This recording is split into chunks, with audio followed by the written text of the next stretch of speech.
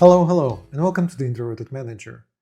Lately, it seems SVG visuals are on the rise in Power BI, so I thought I will add my 5 cents how you can effectively show actuals versus targets using just native matrix visual and some SVG magic. So let's start right in and see what we'll be working with. So this is the matrix. Native visual, no dynamic this time around. This what we'll end up with in the end. And I will walk you through the whole process, and I will publish DAX measure, or code of the DAX measure, which generates this SVG. You will be able to copy into your report, change it a bit, and use it in your own reports. So that comes later. Now, let's see the dataset that I am working with. It's very simple. For the sake of example, category, product, target sales, actual sales, date. Padded header. I will tell you about this more later. It's important.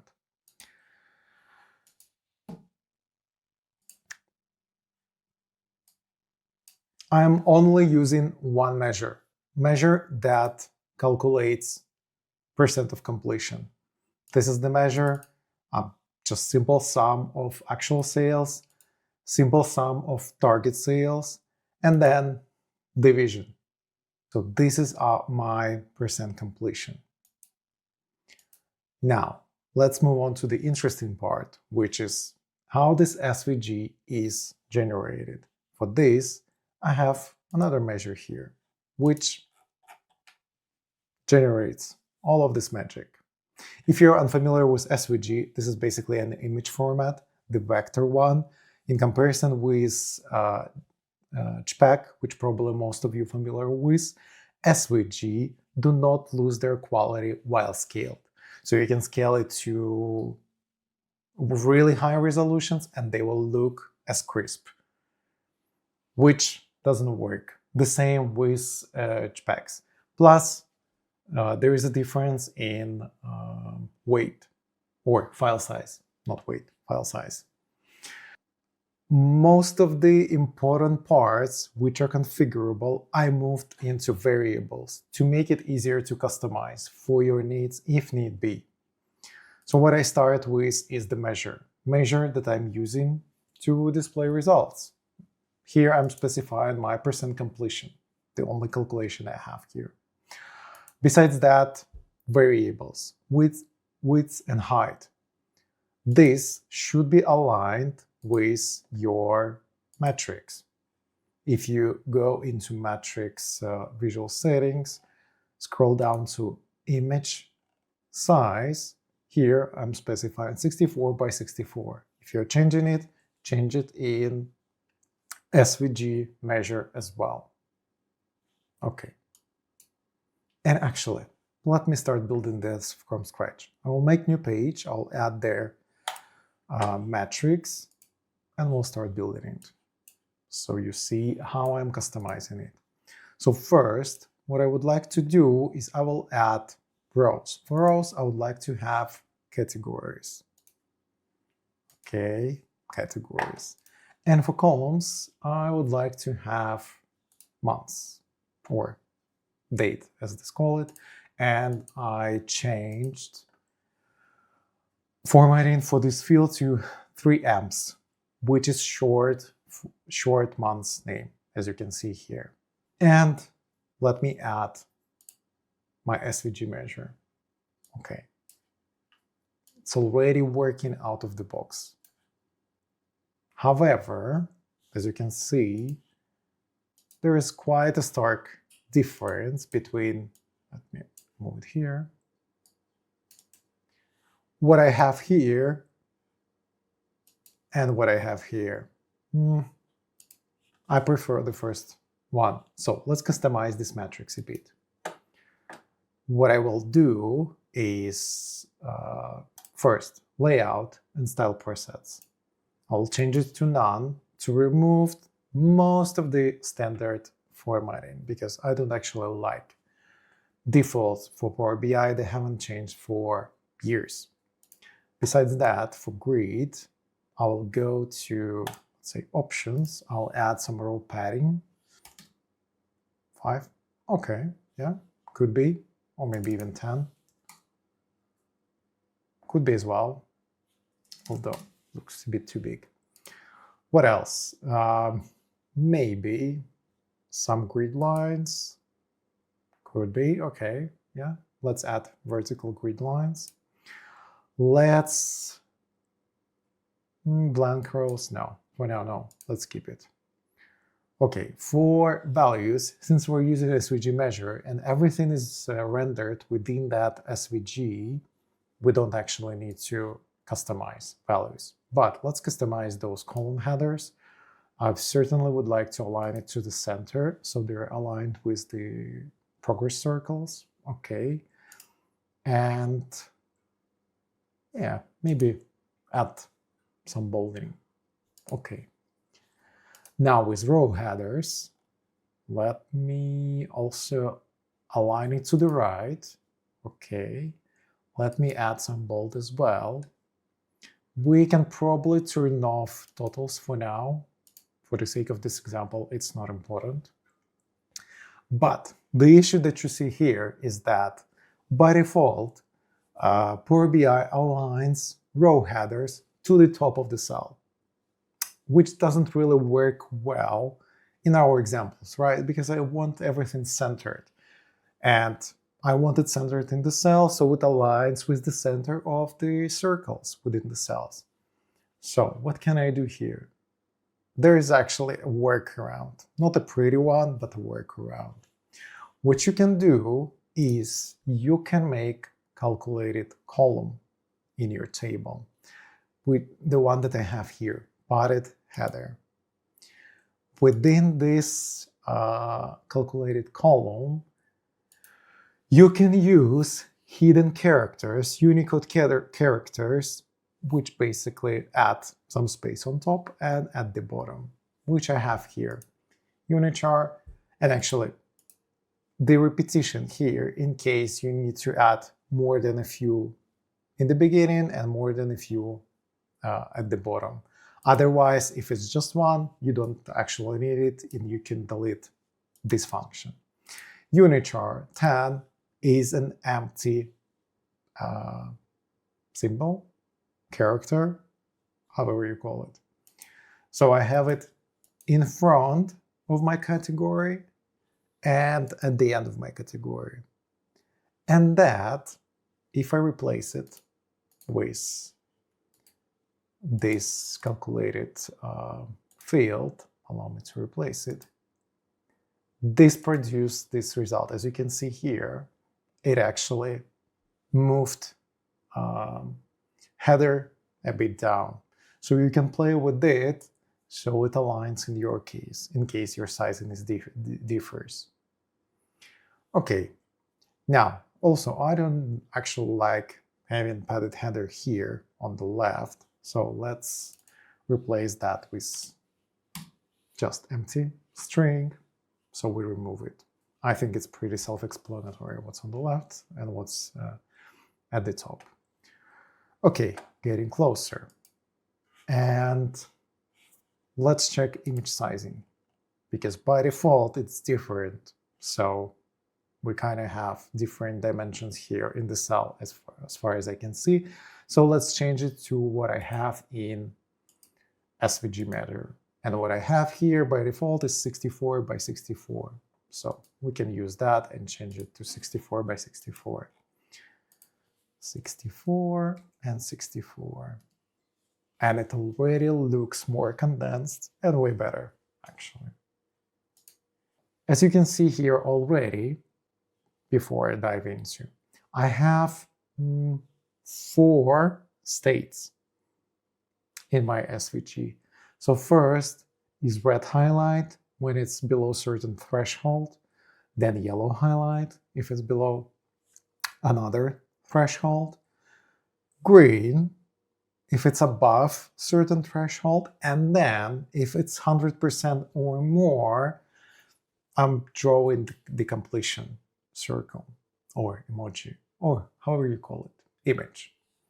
So 4 states. Okay, now let's go into the measure itself.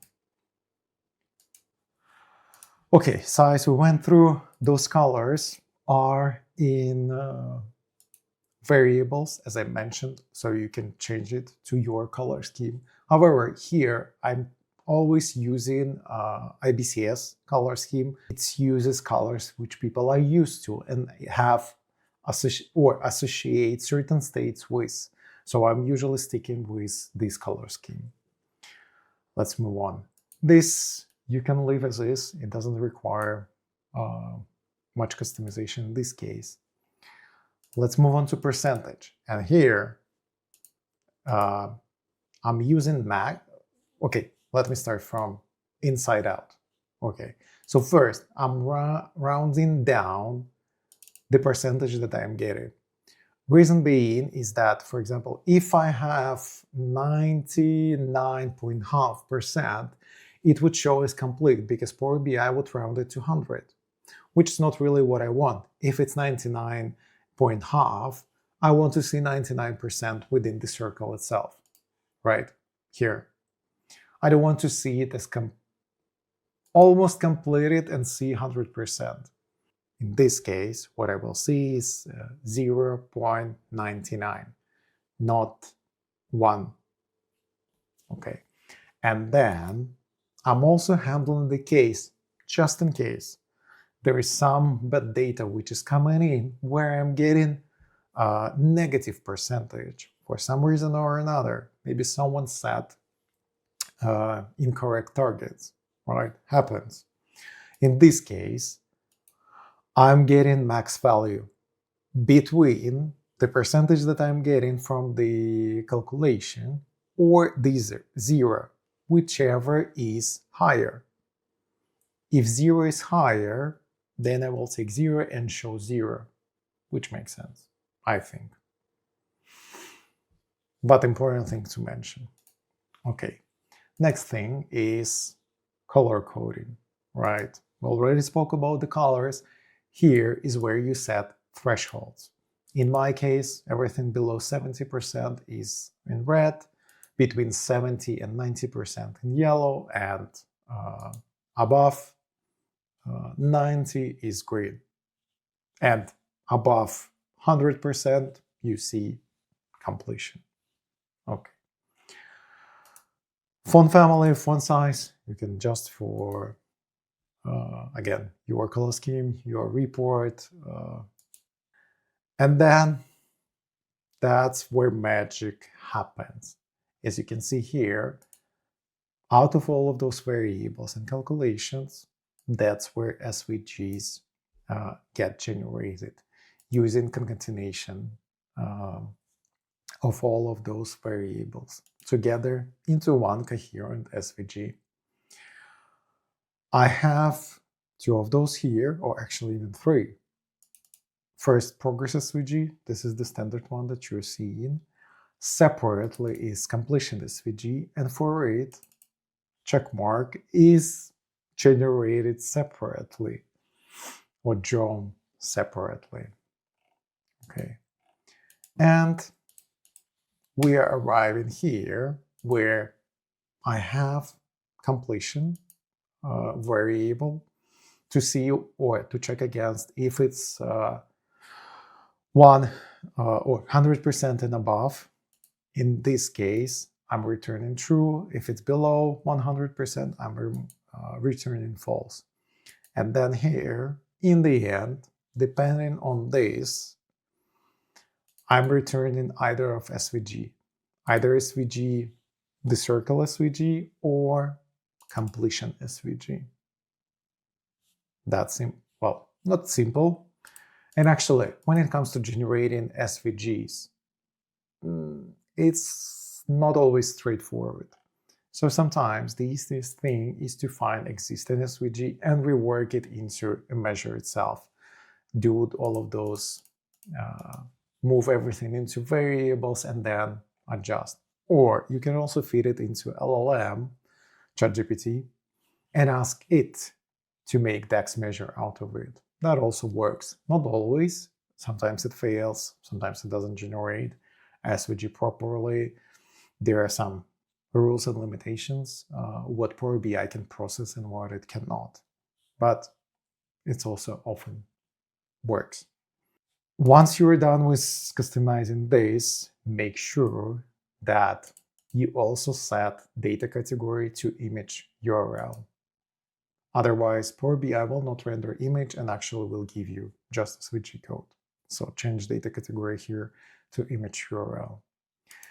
Another thing that you probably want to change is tooltips. And let me enable tooltips here for the thing with SVGs, because it's an image, encoded image, what by default tooltip will show you is actually code for this image. This is what you will see. And I don't think that's what you want your users to see. In this case, there is workaround. What you can do is make custom visual or custom tooltip. So make another page, switch canvas to whatever, and maybe let me make it bigger for now. For the sake of example, let me add card, doesn't really matter. Let me add here % completion. It looks horrible. Let me make it bigger. 200, 200. Oh, come on. Okay, % completion. Again, for the sake of example, that will do. What you can change also here is go to page information and page type switch to tooltip. And here, show tooltip on, you can add your SVG measures for which it will show up. So I've added mine here already. And once I switch back, once I switch to properties, tooltips, report page, okay, now this tooltip shows up when I hover over my SVG instead of that encoded string, which I think way better for user experience. And that's all for today. Subscribe and see you in the next one.